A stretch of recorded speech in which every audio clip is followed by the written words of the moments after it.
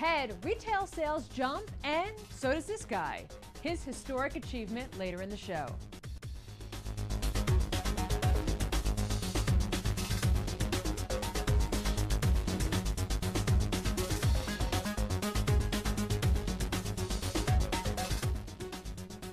Welcome to 3 Times Square this Monday from Reuters World Headquarters in New York. Lower unemployment, higher consumer confidence, and now stronger retail sales. Our daily digit today, 1.1%. The gain in U.S. retail sales in September. That's better than expected. Sales in August also revised higher. The improvement across a broad swath of categories, not just from better auto sales and higher gas prices.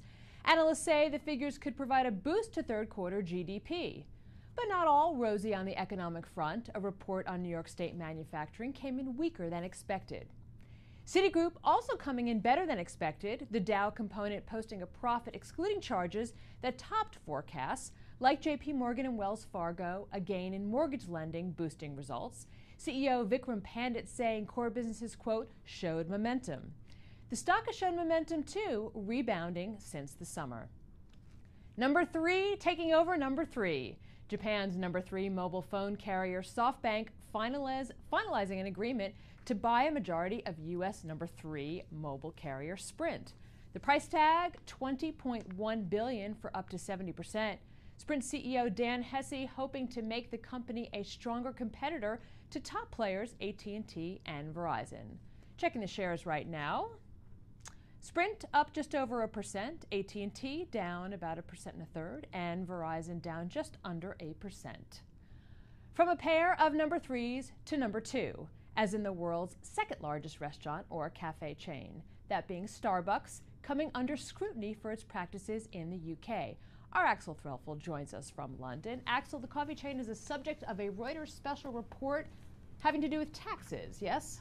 Yeah, that's exactly right, Lisa. This is a great piece of enterprise journalism, if you like. It centers around a blaring contradiction. Starbucks UK has been telling investors that the UK business is profitable, even though it's consistently reported losses. The contradiction comes from tax avoidance, but perfectly legal tactics of tax avoidance employed by a number of other big companies as well. So there is, and I want to make this very clear, no suggestion that Starbucks is doing anything illegal here. This company, though, stands out because it's told investors one thing and the taxman another thing. Accounts filed, and this is interesting, by the UK subsidiary show that since opening in the UK in 1998, it's racked up over £3 billion of sales, but paid only £8.6 million in income tax over the past 3 years. And this is an interesting comparison. It's reported no profit and paid no income tax on sales of £1.2 billion in the UK. McDonald's, on the other hand, had a tax bill of over £80 million on £3.6 billion of sales. So you can see a stark contrast there. Great line in this, just to finish up before I throw it back, Lisa. To its investors, it sells an espresso, strong and vibrant. The UK taxman gets a watered-down Americano. It's a great read. That's right. Okay, Axel, thanks so much. X marks the spot.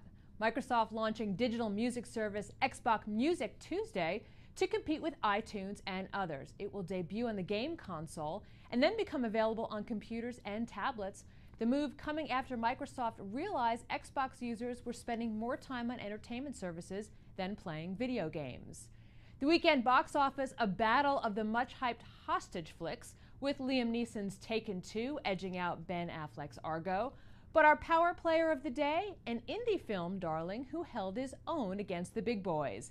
It's Ethan Hawke, whose film Sinister was anything but, scoring third with an $18 million take. Impressive, given that that's 6 times the film's tiny $3 million budget. Sometimes, Ethan, reality doesn't bite. But the biggest hero of all may be Fall Guy Felix Baumgartner. After a several-day drum roll, the 43-year-old Austrian daredevil accomplished his jump from 24 miles above the earth yesterday, becoming the first skydiver to break the sound barrier, piercing the atmosphere at 833.9 miles an hour. And he also shattered a record for YouTube, according to All Things D, with 8 million live streams. up from the previous record of 500,000. Said Baumgartner before he jumped, quote, "Sometimes you have to get up really high to know how small you are."